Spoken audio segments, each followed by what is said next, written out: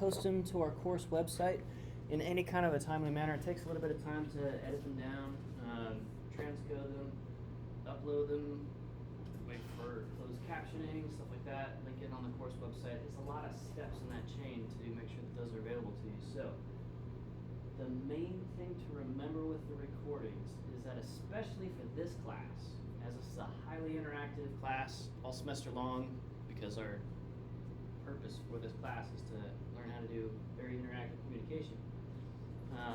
These recordings are no substitute for being here. So if you're having kind of a senior class moment of, man, it's like 12:45 and I'm just waking up and I don't know if I'm gonna get into class today, go ahead and come on into class. I am positive that watching these videos is even less exciting than coming to class. So by all means, don't let that be an excuse for you. If you're feeling kind of shabby or whatever, and you're just kind of dragging yourself into class, I would much rather you be in kind of a state of disarray and here and present and interacting versus at home and just kind of honestly missing out on all of the indirect communication and learning that's happening. Okay? So I'm not gonna drag you for coming in at the last second or anything like that, or a couple minutes late. Not a big deal. It is far more important for you to be here. So that said, these recordings will be available sooner or later on the course website for you. I typically upload them to YouTube to take advantage of the auto closed captioning, which is not great. We're trying to compete with HVAC noise and stuff like that, so it's kind of a stressor to listen to these after the fact if you missed a class. So by all means, get here if you can. If you do have to miss a class, that's okay, right? We're busy people on the go, and each year we have one or a couple of grad students typically taking the class, although not always.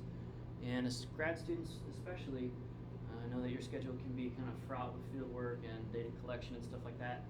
A lot of those decisions are kind of out of your hands. So if you are a grad student, talk to me after class, and hey, let's customize this class for your graduate studies as much as we can and personalize it. And B, just let me know if you have any field work or conferences you have to go to or something like that, and it'll be quite fine. Let's go through the class list to make sure I got the right understanding with the right people, and we'll jump into the syllabus from there. All right, so some of you guys and gals I know, some of you I don't know quite so well yet, but I'm excited to. Nash is here, and futurely employed. Very cool. All right. So for each person on the list, tell me your major if it's not forestry, your specialization if it is, what your sort of 5-year plan is. That's kind of a dreaded question in your mid-20s, and that's okay, right? I graduated college with a chemistry degree, and after graduation, I never worked in chemistry a day in my life, and it's worked out pretty well actually, because chemistry versus forestry, come on. So if you don't have like a super detailed 5-year like Communist Party of China level plan, that's okay. But just like let me know how can we sort of steer this class this semester in a direction that's going to benefit you a little bit more directly than sort of the really good, the really targeted, but also generic syllabus for the semester. Okay, so Nash. I'm a forestry major, specialization in hydrology. I just got a job with the Forest Service as a forester, so I guess that was my 5-year plan. Cool. Doing what with the Forest Service? Forester. And I'll just be doing like pre-timber sale field work, gathering data, make sure management plans are being effective. Wearing all the hats. Yeah. All right. Must be doing something right. Okay. Cool. Evan. Hi, Evan. My name is Evan Fiorino. I'm a history education major. I'm minoring in environmental studies, so I took this class because it's like the crossroads of education and environmentalism. And my 5-year plan is I just want to get a job as a teacher, but I don't know, seeing all the rec clubs that like SIU has, I want like more high schools to have stuff like that, so hopefully learning to communicate through an environmental lens. Very cool. You're in the right place. All right, Jacob. See? Jacob. Jacob's fine. I'm a plant biology major, also a environmental studies minor. And 5-year plan, I guess, graduate, get a job, maybe move out of Illinois, hopefully. Ranger, no. What kind of job? Like. I'd like to do something outside, but like, I've took a lot of chem classes, so like, I like doing lab work too, but preferably I like working outdoors. Maybe like environmental sample. Go out and get samples, bring back to the lab, indoor, outdoor. Yeah, Pick the well. sunny days around.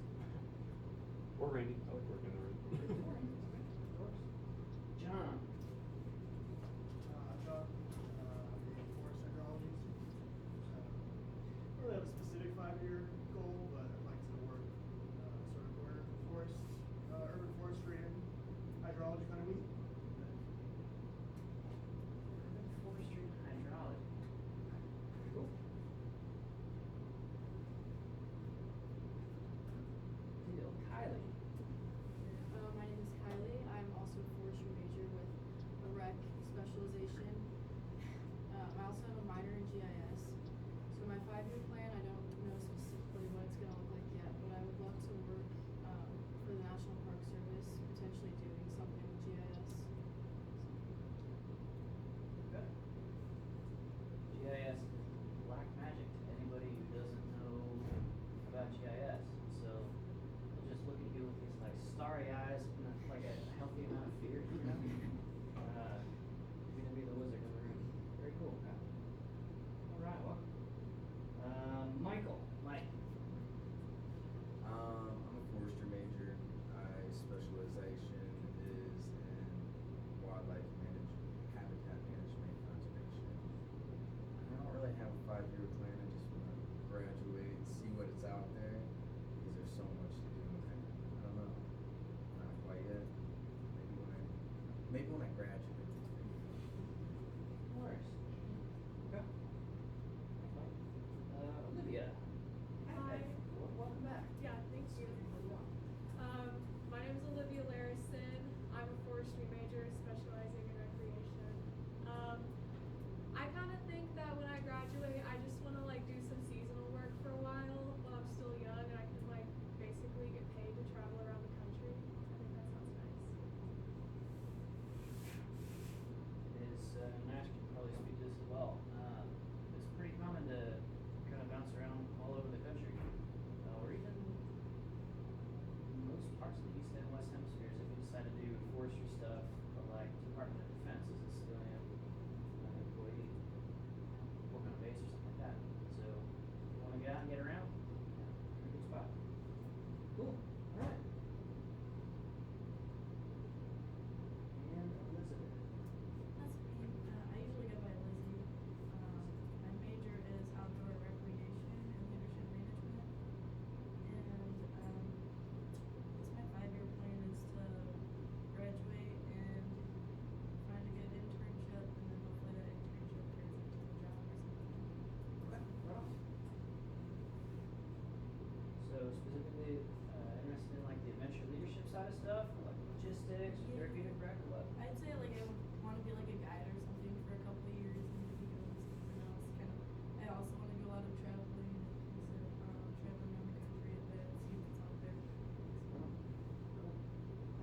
You're in good company. A couple of the guys I got my fiducie from were, we call them Peter Pans, where they do like the guiding stuff and adventure stuff all over the world, and they don't really age out of it like a lot of folks do. Like they were still doing it for a while, and they're like, why not just go get a doctor? So one of the guys was on the leadership board for Scouts. Another one did outdoor. No, it was Knowles in Alabama. Yeah, all over the Western Hemisphere. I really like it. So very cool. Okay, all right. So that's a pretty diverse crew.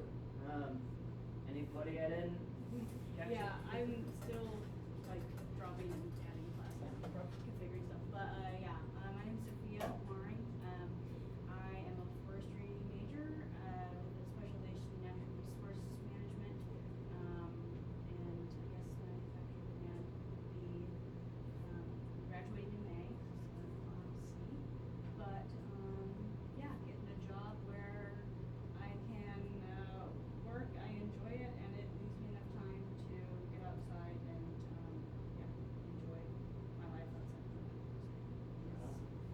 Okay. Cool. So like I said before, thanks. Like I said before, I'm Logan Park, and I came to this in chemistry, but by way of hiking the Appalachian Trail, 2004, Georgia to Maine. So if you forest outdoor rec majors, that's a pretty recognizable thing. And while I was kind of studying up on how to do that and not get parish, found out that foresters and park rangers do a lot of what I like doing, and definitely did not spend as much time in a cabin lab as I was at the time. So it seemed like a pretty good gig. Went on to graduate school after hiking the AT, and did a huge variety of research projects with the United States National Park Service really for the next decade or so. And then going to be a forestry and outdoor rec management person here. So, I've seen a lot of interpretation. I've endured a little bit of bad interpretation out there, historic interpretation, including living history, as well as environmental interpretation and cultural interp as well. We'll talk about kind of the fine distinctions between those three areas of interp as we go. And generally speaking, folks will kind of gravitate to one or two of those. We'll kind of try on all three for size, but if you're not loving all of every part of it, that's fine. Right? The point of an undergrad level class is to just really throw a bunch of stuff at the wall and see what sticks. So we'll get into some of those different content areas as we go. In the meantime, let's run through the syllabus. This is not going to be any huge surprises, but it's good to get everybody on the same digital page. I'll post copies of this on our course website after class today, and make sure that that's available to everybody. There are a couple of links in there and stuff like that, but it's all the standard stuff. mycourses.siu.edu and that sort of thing. Before we jump into it, does anybody have any questions or concerns so far? All right.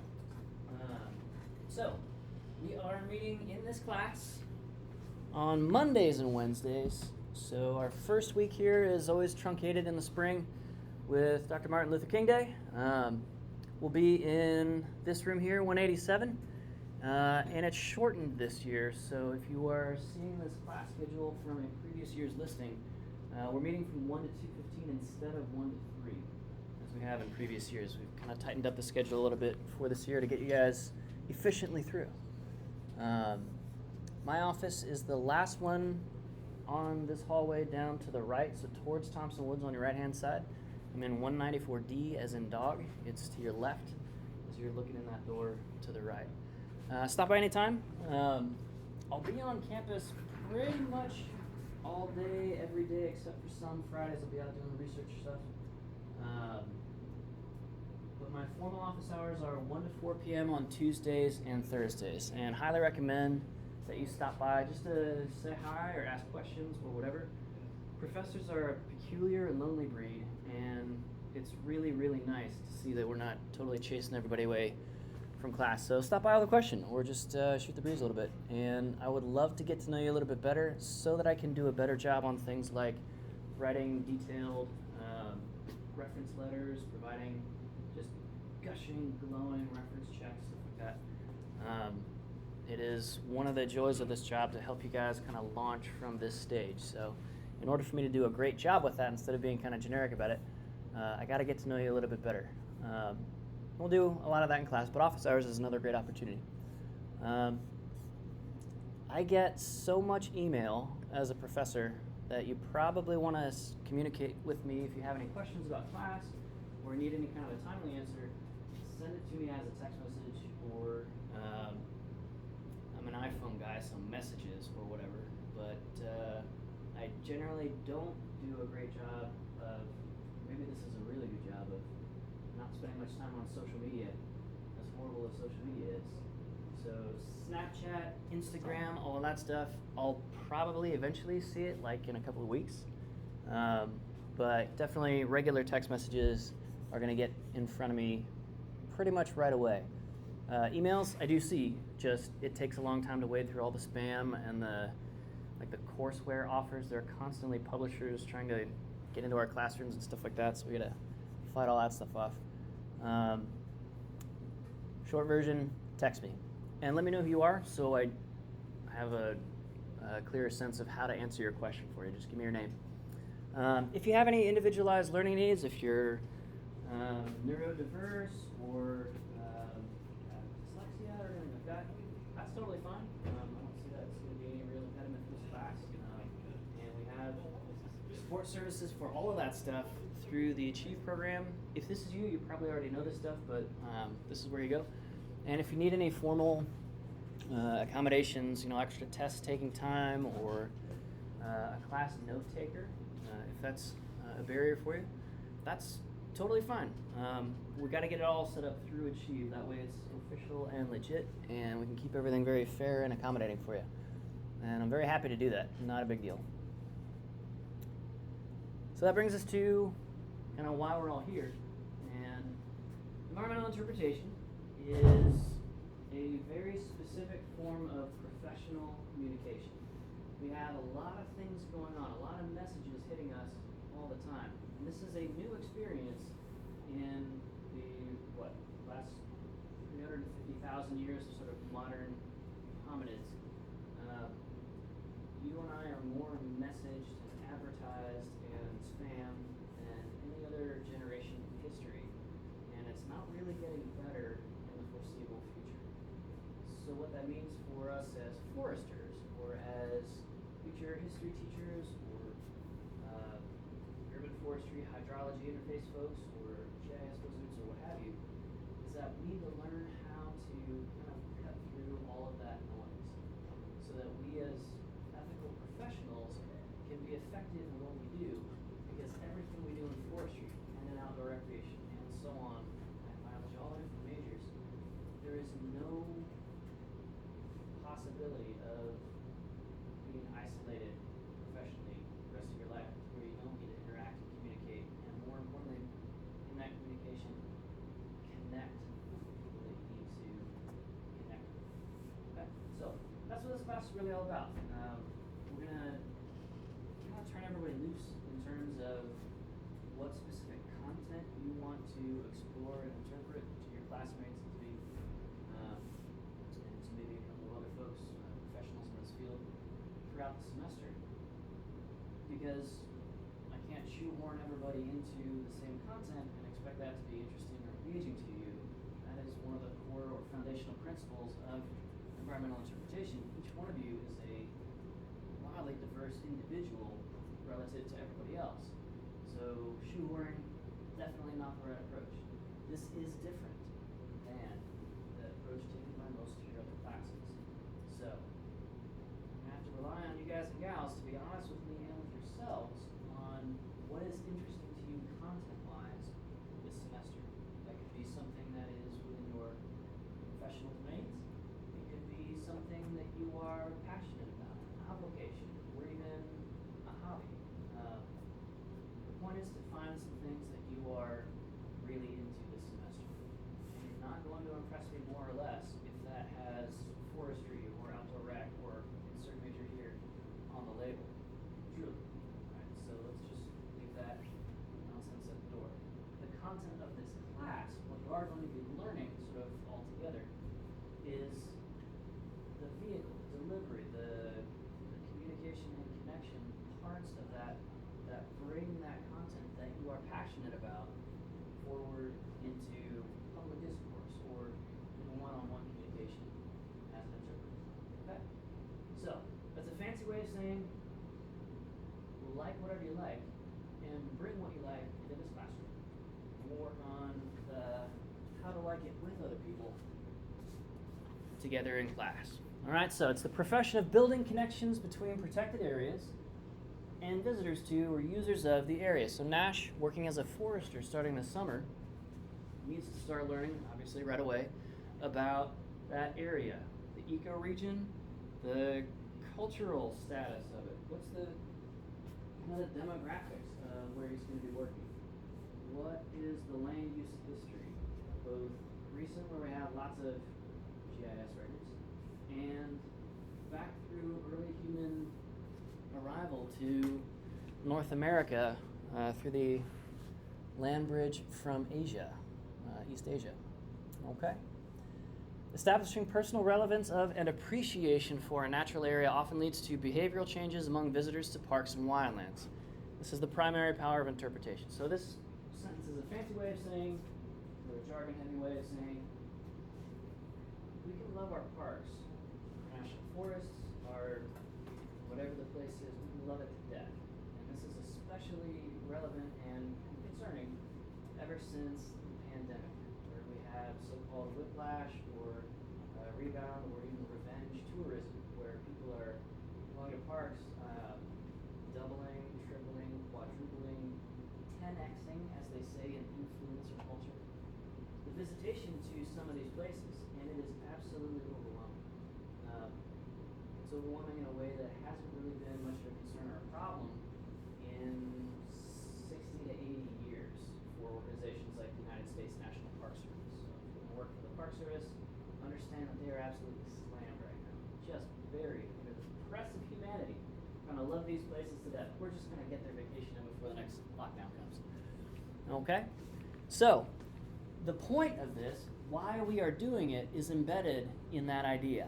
That is, if people understand where they're visiting, understand better where they live, next to the forest that you're the forester on, in the map that you are tasked with developing as a GIS professional, when folks understand their place in it, their connections with it, it changes how they use that place, how they extract survival and other than survival values out of that place. Things like feeding themselves or higher order things like aesthetics, right?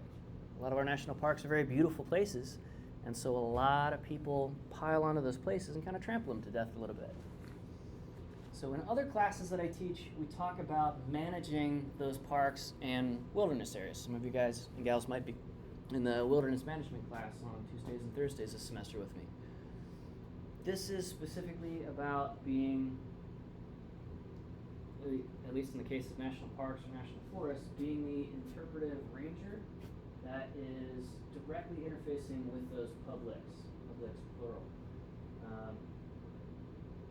And kind of telling some of the stories that the National Park Service is really well known for, having been really the organization that started environmental interpretation as a professional discipline about 100 years ago.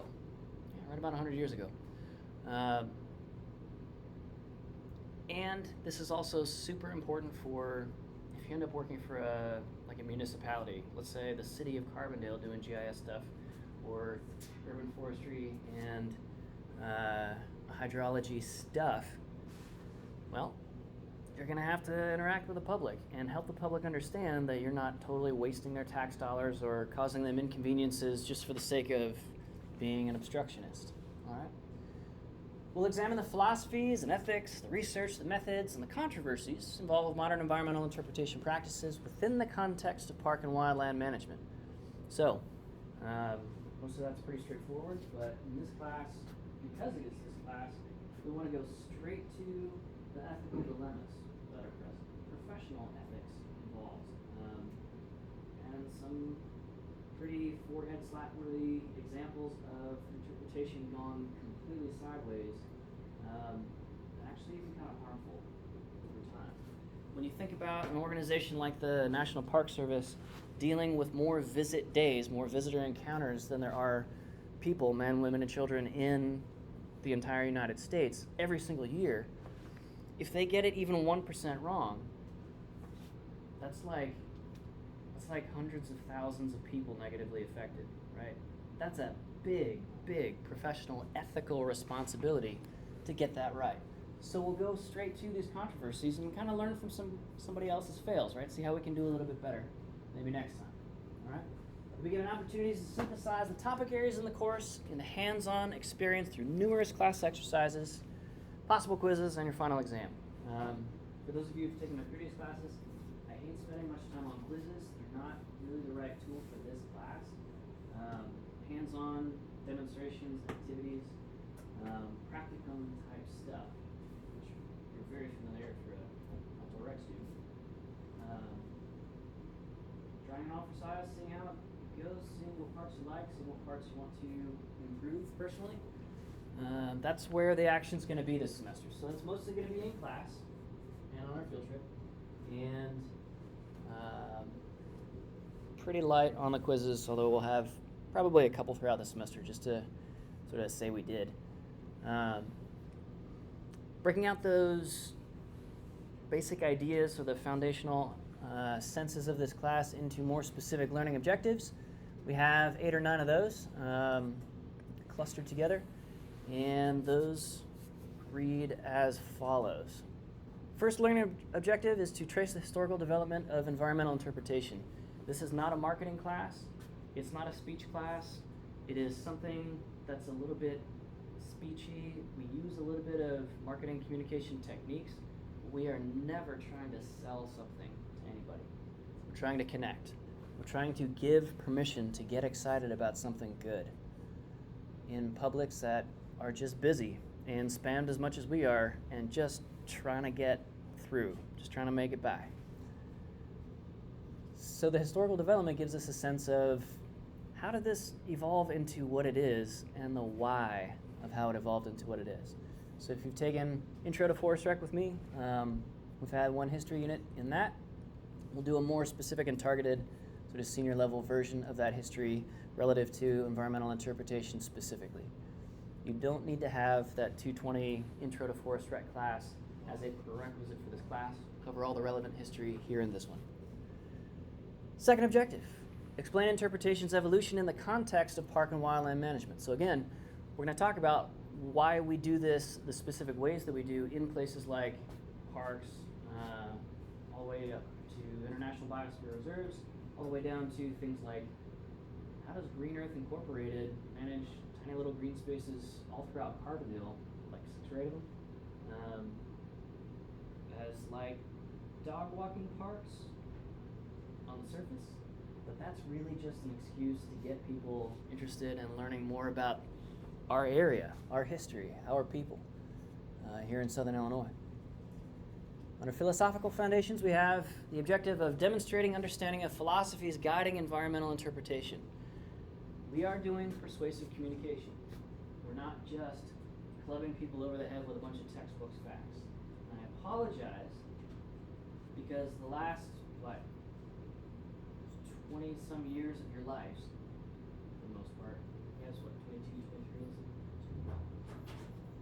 Pretty much all of that has been kind of the Western didactic, I'm going to shove a bunch of factoids down your throat, and I'm going to grade you on how good you are at picking them back up. This class is not like that. That's really a wrong set of tools. So let's talk about the philosophies underpinning communication, education, and really some of the schools of ethical thought on those as well. We'll articulate how those foundational principles influence our current state-of-the-art professional practices. That's a pretty direct connection. So this is good and ethical, so we're going to do some things built out of that. This is, on the surface, a good idea, but it's kind of a dumpster fire. Let's not do that, and here's why, and so forth. Next, we'll identify, critically analyze Interp examples from all over the world, giving ethical situations commonly found. So up until recently, really pretty recently, the last 20 or so years, big federal, green and gray organizations, the folks with the flat hats and sometimes the gun on their head. These are the folks kind of telling everybody what the story is at places like national parks, national forests, and so forth. And as it turns out, there are multiple histories, even more fundamental than multiple different parallel or even sometimes competing historical narratives. There are fundamentally different and varied ways of knowing, just flat out understanding reality. Things like cosmology and mythos. How was the world created? What defined good and evil at the early end of any particular person's people group?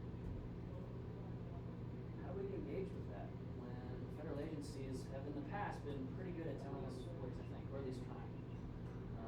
These days, that's not really the approach, obviously, thank goodness. So we're going to talk about how to engage with some pretty uncomfortable for some of us stories because they challenge the narratives that we grew up with. And that's okay. Maybe that's even a really good thing. So, we'll identify and critically analyze those and understand the ethical situation that we put ourselves in to do that. We'll propose some interp aligned with those professional ethics and sustainability and resilience. Gotta use those keywords, sustainability and resilience, forestry program. So there you go.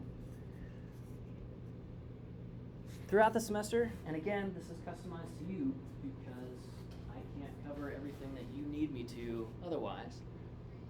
We're going to identify key interpretive topics for specific protected areas. We'll pick some places that have stories rooted in them. Maybe these places are rooted in those stories. Kind of depends on your perspective. And then we'll figure out, okay, this story feels important, or this angle on this particular place, or its history, or environmental function, or ecological status, whatever. This feels important somehow. How do I kind of surface that among all of the other noise, all of the other data, and the factoids, and all the textbook knowledge that have been so focused on training up on all these facts? How do I get to the meaning beyond, or as a result of all of those facts? That's kind of the definition of interpretation. The same way that an American Sign Language interpreter provides interpretation, translation of one language, one set of content to folks not able to access that in a straightforward way as fellow ASL users. We get to kind of be a mediator, a guide, very much in the same way that the Outdoor Rec program is training adventure leaders. In microcosm, every environmental or historic or cultural interpretation experience or program is doing the same thing. Okay? We're walking alongside folks and exploring things that might be new to them, we feel are pretty important for them or with them. So, we're also going to talk about some techniques on figuring out, okay, did I make a difference? Is there any change that's happening here as a result of all my hard work in putting together this program?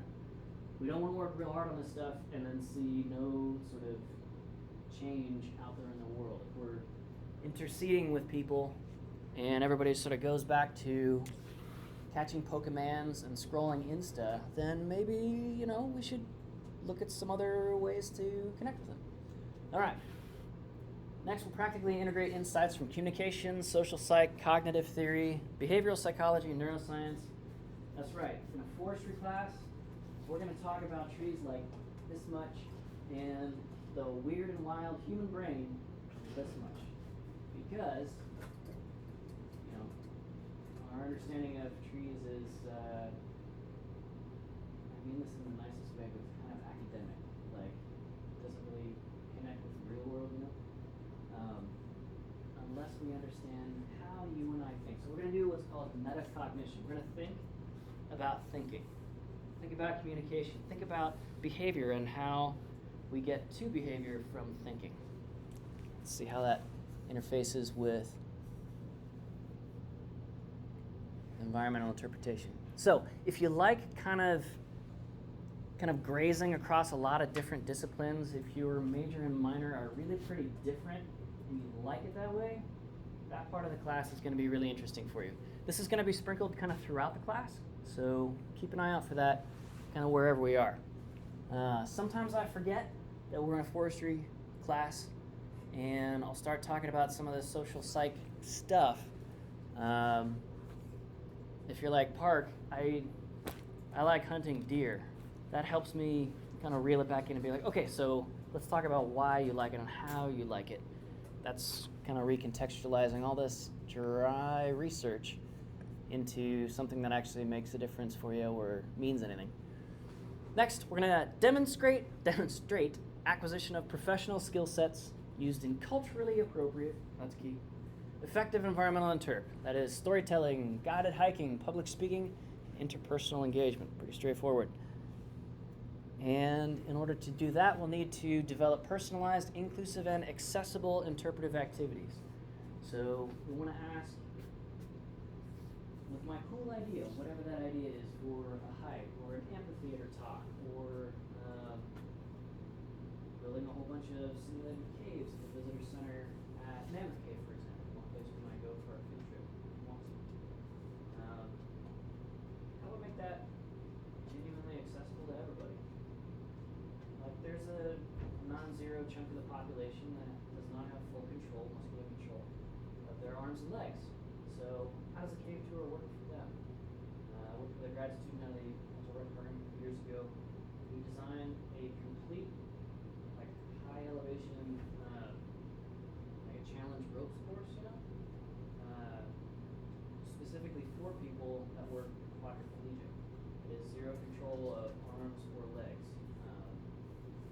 That person has as much right and enjoyment and stands to benefit as much as anybody else from going on a high ropes course, a challenge course, in terms of personal development. So let's open it up for them too. So that's accessibility.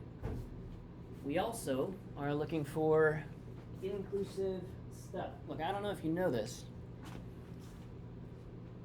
but I'm a middle class, hetero, white guy. And the view's pretty okay from up here. But part of the point of environmental interpretation is acknowledging that everybody's not like me. And for anybody who is interested, let's throw the door wide open and make sure everybody is at the table who wants to be at the table.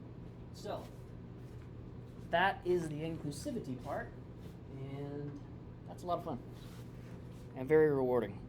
All right. We're going to practice over and over and over developing interpretive materials, because what happens on day one of your job as a forester or park ranger, or maybe more specifically an interpretive ranger, and so forth, is you're going to arrive and start to learn about the history and the uses and the values and the controversies of a place, so that you can begin engaging with all that stuff with your public.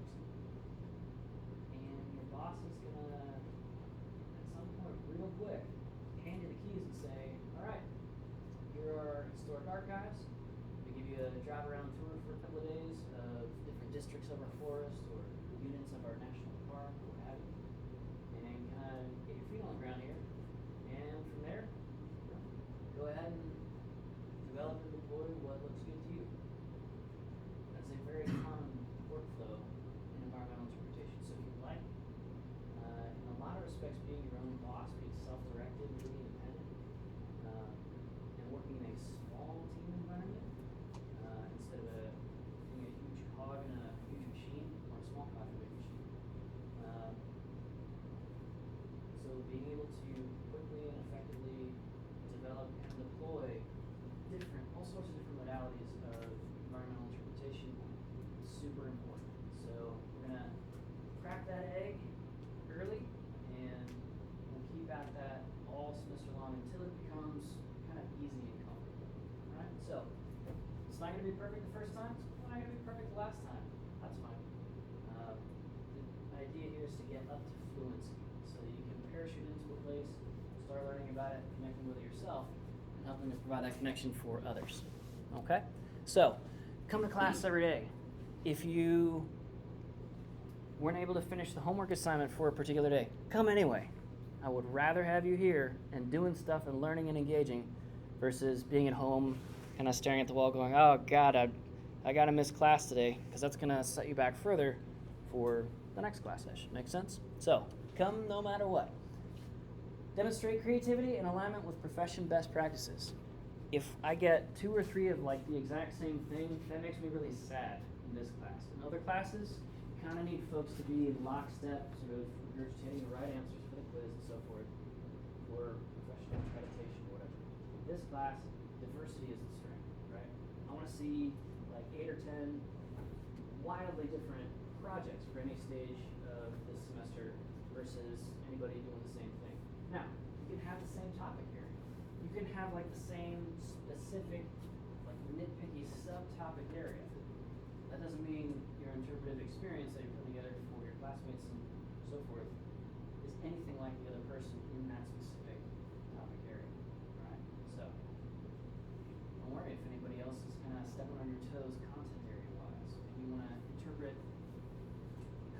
especially in generative AI art in Magic the Gathering, is you're super into trading card games, or like the Pokemon's card game, or like, you know, you have like 3 mint copies of Blue Eyes White Dragon or whatever, Yu-Gi-Oh, and you're just super excited and passionate about that, and you want to open that world up to your classmates. And somebody else is talking about the same thing, right? It's still going to be different and unique and individual to you. So that's a good thing in this class. Don't worry about freaking your professor out. All right. Finally, we're going to take a look at what's called program evaluation. So this is sort of a mostly self-based, but also participant-based kind of diagnosis of, okay, how is this experience going from your perspective, from the perspective of your participants, your public. What's going really well, what do you need to keep, and what's good but not really, not threading that needle, not really connecting with folks, not transferring that spark of interest and passion and permission and invitation to them from you. Nobody's perfect, right? And if you've ever filled out course evaluations for your professors, you're pretty sure that your professors are not perfect either. And that's okay. We take that field data of course evaluations and we look at it every semester and we change stuff and so on and so forth. And that's okay. That's a very, very healthy thing.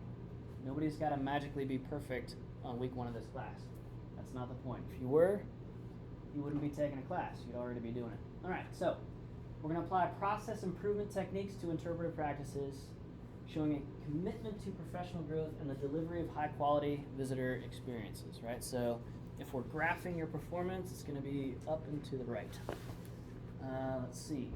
Critically evaluate own and peer interpretation efforts through professional program evaluation procedures. A couple of my colleagues completed a study a couple of years ago. Like and subscribe if you think this sounds like a good gig. As graduate students, their graduate students got to go around for 2 years to every of the 400 plus units of the National Park Service, or units operated by the National Park Service. So National Park might be 2, 3, 4, 5 different units, and just experience all of the interpretation, historic, cultural, environmental, on offer by the Park Service professionals at that place, and evaluate it. And then take a step back over the next couple of years and ask, okay, so what really works well? Kind of no matter where you are. What works really well, but it's specific to a certain place? How can we go harder on that? Because it's working well, let's do it more. And what's okay? Like, we're not horribly offending anybody or anything, but it's just kind of milquetoast. You know, it's not really affecting anybody. It's just kind of there. And they found some really cool patterns out of that. So we'll take a look at that and related research, program evaluation stuff, and see what looks like wisdom out of it. Okay? So, if you're familiar with receiving graded stuff, that's a kind of program evaluation, right? Or progress evaluation. We're going to do more program evaluation than progress evaluation in this class. Okay? So, we're going to be providing a lot of feedback to each other as classmates. And that's super important because that takes the sting of, oh God, if my classmate doesn't like this thing, it's going to torpedo my grade, right? That doesn't happen in this class. We are going to give each other so much feedback in this class that it's going to become kind of mundane and easy in a tight, short, easy, effective feedback loop. Sound good? All right. That's our course objectives. That's kind of the more detailed list of what we are doing. Any questions on this so far? Good? Okay. Let's take a quick, about 3-minute bio break if you need to. Research suggests that at the 50-minute mark, your and my physiologies really start to take a nosedive in terms of focus. So I won't always get this exactly right, but around the 50-minute mark, I'm out. Try and break up the class into 2 uneven sections. We only go to 2:15, so we've got about a half hour left. And come on back, get some water to drink. Your brain is an electrical organ and an electrolytic organ, so please stretch your bodies, stand up.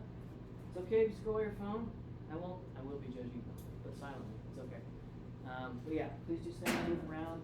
Take about 3 minutes, and we'll come back to it then. I'm here for questions in the meantime if you need them.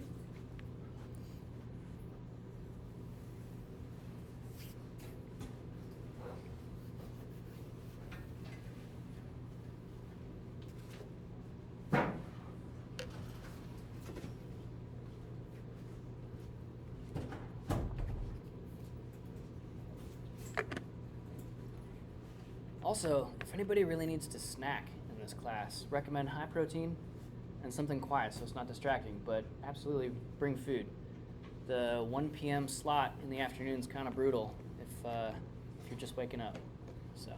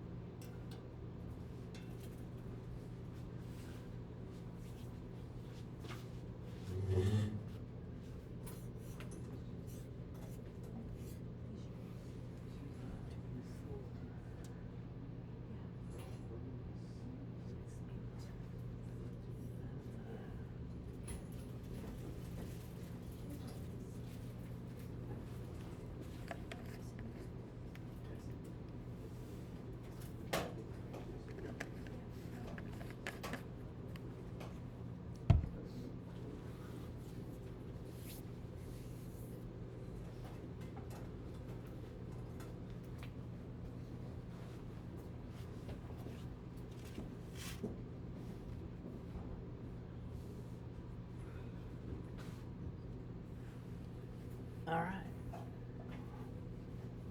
Pitter patter, as they say in the final season of Letterkenny this year. So, our textbooks for this class are pretty old on purpose so that they are cheap. And you don't have to impress me with like a fancy new copy. If you are thinking about getting into anything that is involved with environmental communication in any capacity, I would especially recommend that you get this book, Signs, Trails, and Wayside Exhibits, as your own fresh copy, new or used, whatever. It is particularly useful, and it's straight to the point. It's just a whole bunch of mostly photos and a little bit of explanatory text on how does this stuff actually take shape, get installed, what are the signs made out of, exhibits and stuff like that. Super useful and practical. It's not that expensive, especially these days now, as it's an older book. Highly useful for building what's called your professional library. So if you haven't started thinking about that, think about hanging on to at least the textbooks of the classes you enjoyed, and add this one to the list. The other one is honestly pretty generic. It's useful as background information, but we're going to be spending so much effort and time on practicing this stuff that that book is actually kind of de-emphasized in how we teach this class these days. So, used or shared copies will suffice for this class. Whoever is super smart and gets the copies for the semester out of the library, please share it with your classmates so we can all save a little bit of money on textbooks.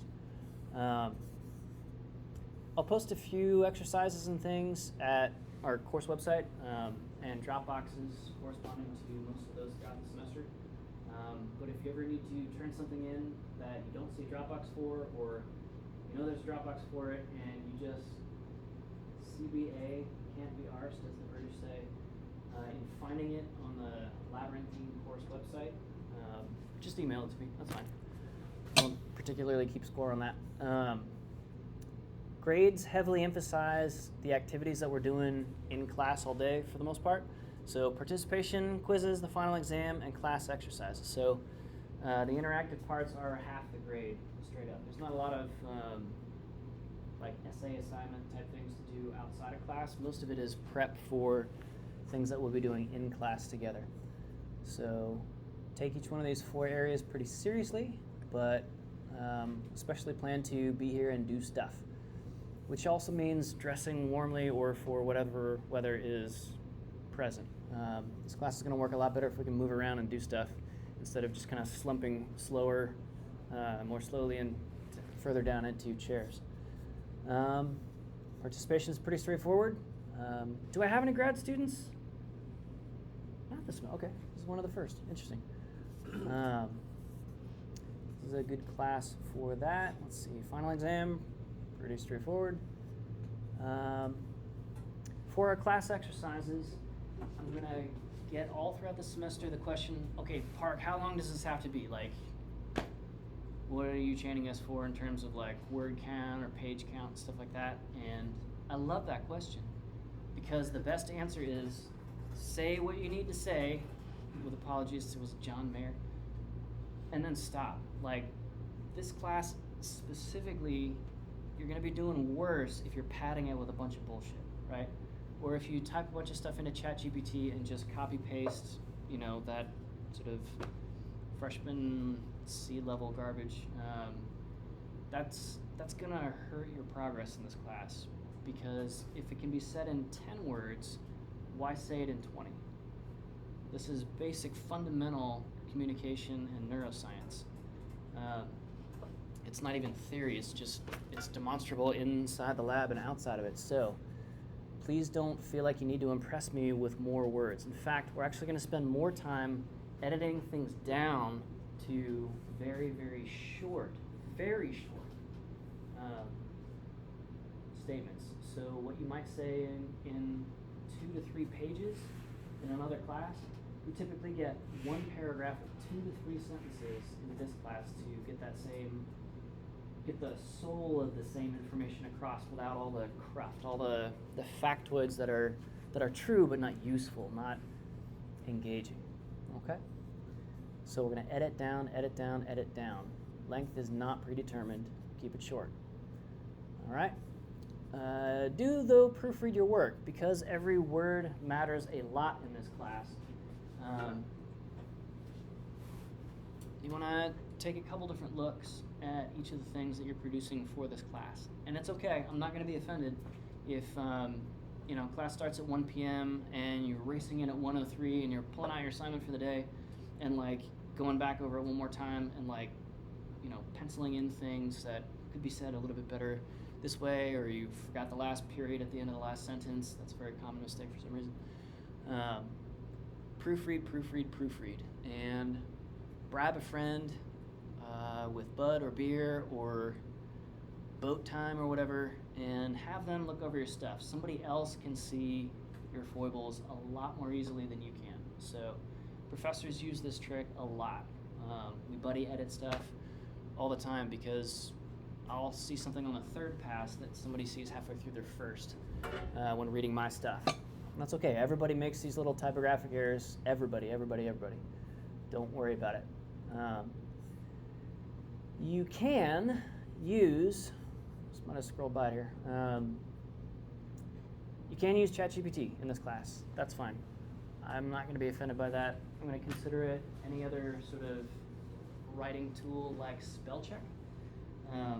But because it is the collective wisdom of the internet that these models are trained on, large language models, you want to cite that and call attention to that. That's okay. You're not going to be penalized for using ChatGPT in this class. Let me say it directly again.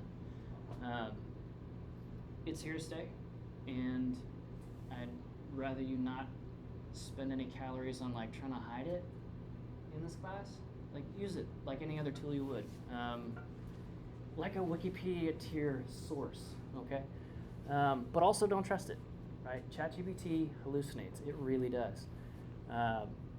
And that's okay because you're asking it about things generally for this class they are already highly knowledgeable about and even passionate about. So you're going to be able to spot those hallucinations pretty well, but you have to spot them.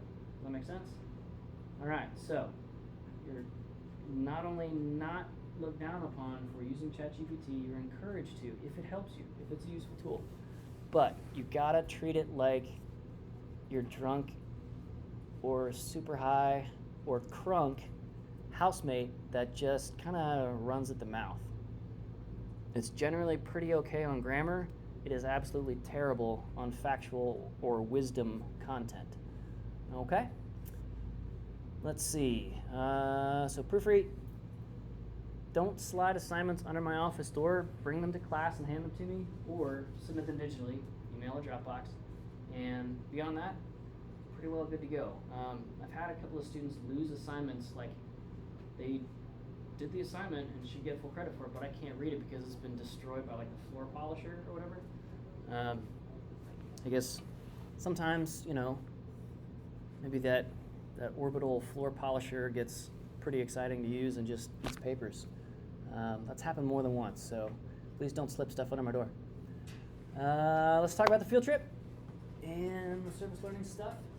So for this class, we have basically a long weekend field trip sometime throughout the semester. So if you would go ahead and pull out your smart device, laptop, or your Franklin Covey Dead Tree version paper planner, and let's pick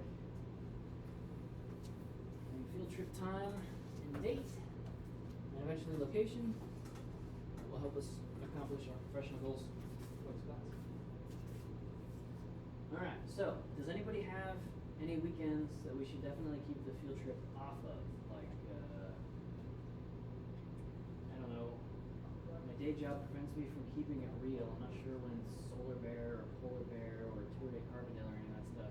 Even though, is Tour de Carbondale still a thing? Haven't heard of that one? Okay, it used to be organized by forestry grad students. I'm so proud of them for this.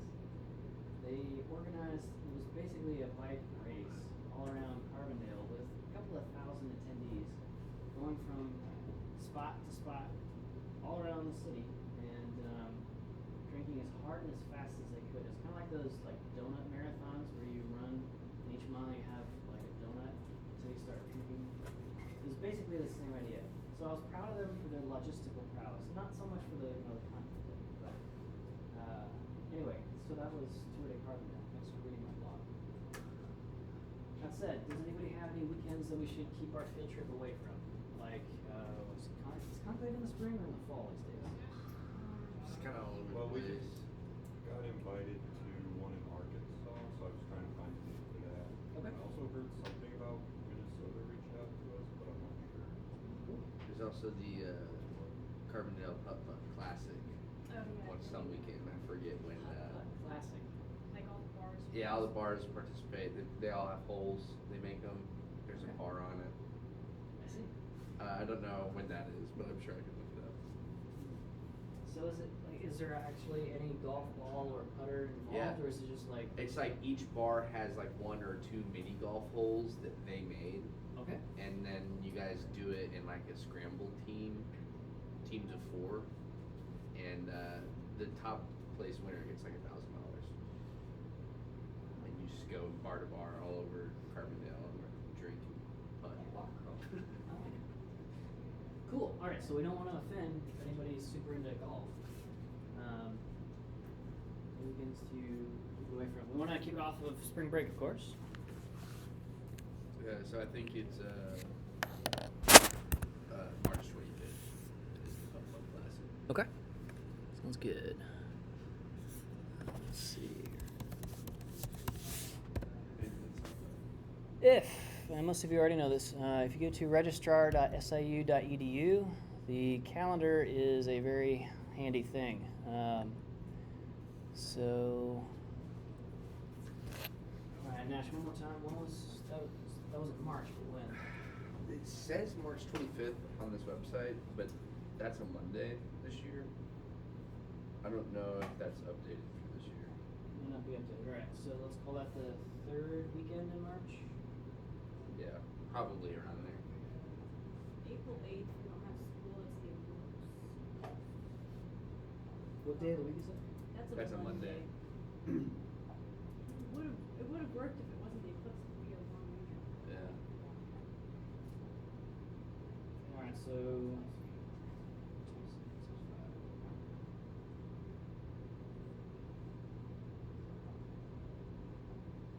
And then that last weekend of March is Easter.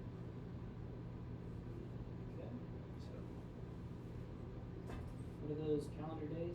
Dates? Easter Sunday is March 31st. It's a Sunday. And then Easter Monday, I guess you get the day off, is April 1st on Monday. Okay. So this is covered. All right.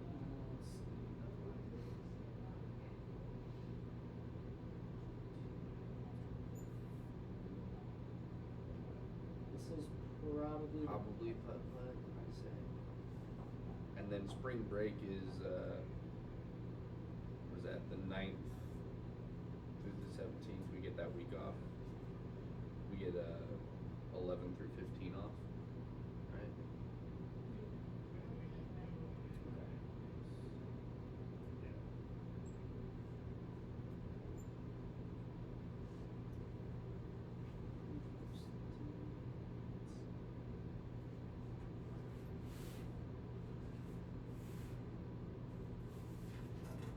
So Friday, March 2nd.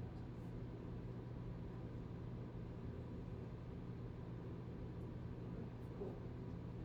And much later in April than the second weekend in April, when we start getting in towards exam season and everybody starts getting kind of wild-eyed. You don't want to steal everybody away for 2.5 days in the middle of that. This is a camping field trip, by the way. We're not like sleeping in the ditch on the side of the road. All right. Cool. So the remaining weekends are.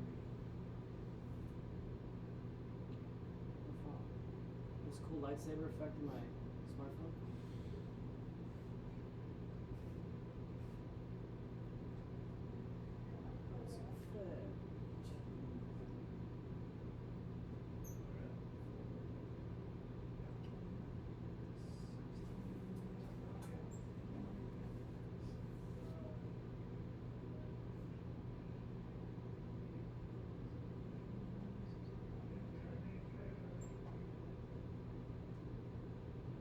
April 14th. All right, gang. This is what I know, and as we get a little bit closer, you become more aware of stuff like marching band competitions. Let me know what any of those events are. Is SAF doing your original or national theme in the spring this year?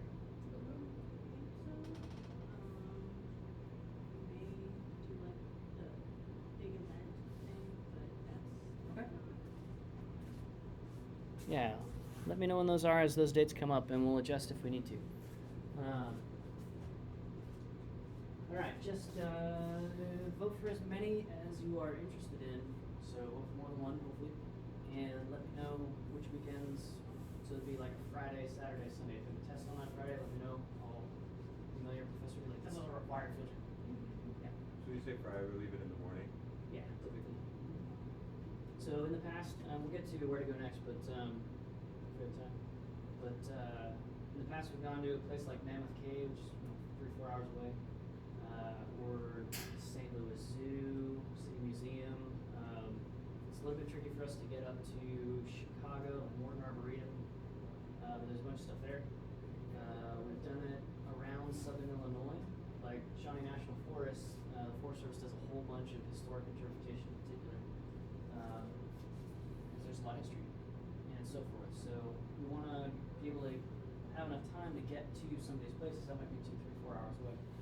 But we'll talk about itinerary next and locations. All right, so hands up if February 2 through 4, a couple of weeks away, is good camping weather for you. It is for me. Camping in the cold is so much easier than camping when it's hot. It is nice. After the bugs come out. Yeah. All right, let's be back. You say 9 through 11, right before Valentine's Day. I don't know. All right, February 16 through 18, right after Valentine's Day. Valentine's hangover. All right, 1, 2, 5. And 23 to 25, end of February. Last one I remember. It is. Oh, okay. Yeah, 9. All right, March 1 through 4.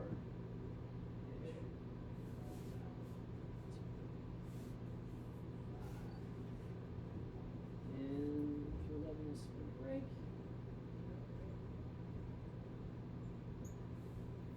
April 12 through 14.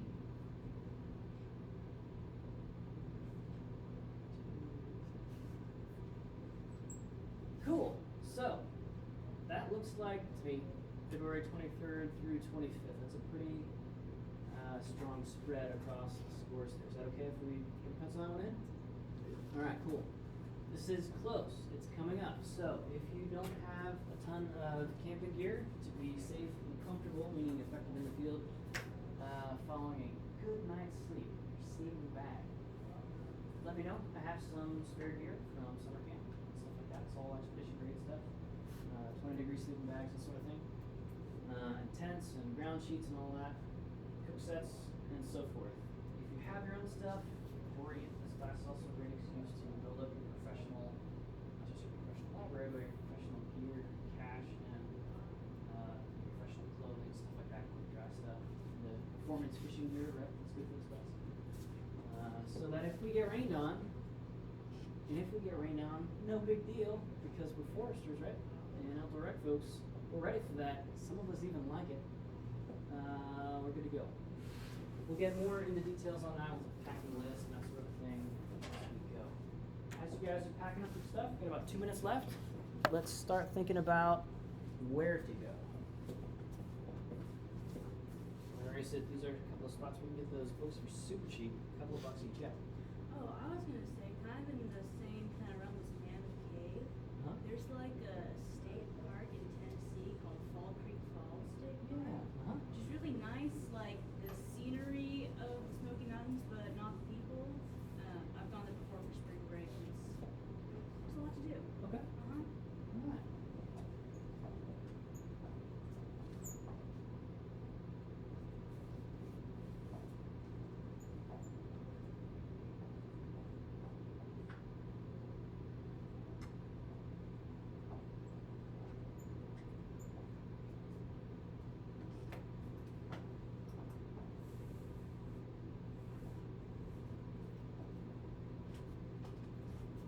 All right, so these are rough things to just start taking a look at. We've got about 60 seconds left of where we can go. All of these are rammed full of environmental interpretation at the federal, state, and local levels. Lots of different organizations kind of typically clustered right next to each other, and we can put together a pretty good trip in any of those cases. So if you are super not down with having hay fever specifically from the Ozarks because you know that there's something bad there that's just gonna like have your faucets going, let me know. We'll run on this stuff next time.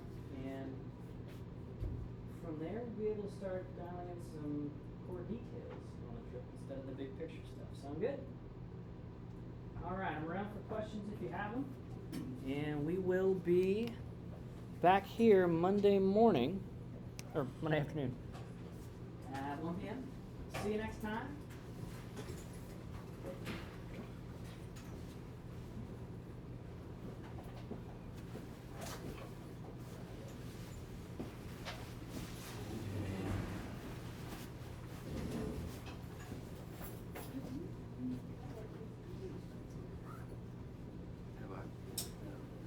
No, I have a minor in classical civilizations. Oh, okay. Yeah, I'm like Oh, okay. not even 'Cause remotely related to Yeah, anything. okay, never mind. 'Cause I got my Spanish one too, but no, it's just like acronyms. Yeah. So I got like, Oh, totally understood. That's a pretty common thing. The sense of How many hours? the alternative assignment is basically Oh, doing something like we'll be doing Oh, I only field had to trips, take, so I just heading wanted to someplace get something locally or close to home but I place. took extra class, like. You wanna make it worth it. Where Instead of just professional filling it. interpretation I just is didn't know one of the because primary mission They're all like in like. areas of that organization, whatever it is. Yeah. I've taken Yeah. that works. basic like core requirement courses. Yeah, you work here in Carbondale? One of or- them is Yeah, got it. Cool. Yeah, so especially if we go like west towards St. Louis, then the nature would be super valuable.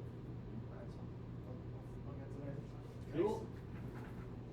What's up? I got surgery over break, and I had like, so I just have a hard time like sitting down for long periods of time, so I'm sure you don't have a problem with it, but if I'm like ever standing in the back corner of the classroom, that's probably why. Yeah, no, you're not gonna offend me. Yeah. Okay, cool. Yeah, I'll actually try to get us up out of these seats as much as Yeah. I can. Sometimes, like today, we just gotta pop some stuff. but- Okay, cool. Yeah. Yeah, no, it's gotten much better, and I could sit for like, well, this isn't the problem tomorrow. I have a 3-hour lecture. We'll see how that goes. But 50 minutes